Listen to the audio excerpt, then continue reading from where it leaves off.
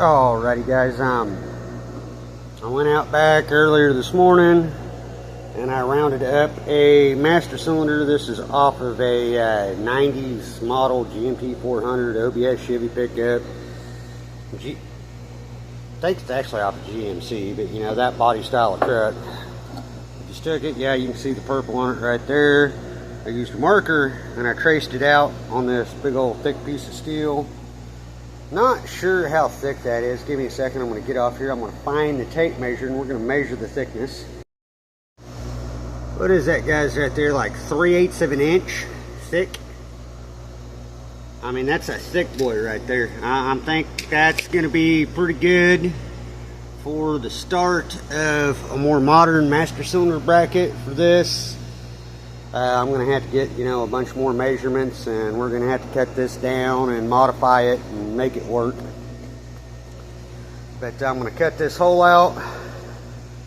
I'm going to set that through the hole whenever it cools off, because I'm going to use the torch. I'm going to mark the spots for the bolt holes, and yeah, then I'll have the plate for this to bolt to figured out. Alright guys, I'll be back with you. I'm going to do that. Well, we might do that in this video, but anyway, if I don't, like, share, and subscribe, guys. Hope you enjoy this shit. Alrighty guys, I got that hole cut out. There's going to be like a in between 3 and 4 minute video on that. Caught some shit on fire that was down here on my vise stand. That's not a perfect hole. Let's go get that master cylinder and see if it fits. Yeah. Let's see if I made that big enough for the master cylinder to fit the hole.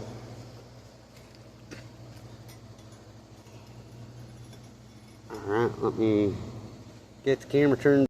And guys, it's close. There's I'll have to fire the torch up again and clean some of that up just a little bit, but it should do the job with a little bit more cleaning up.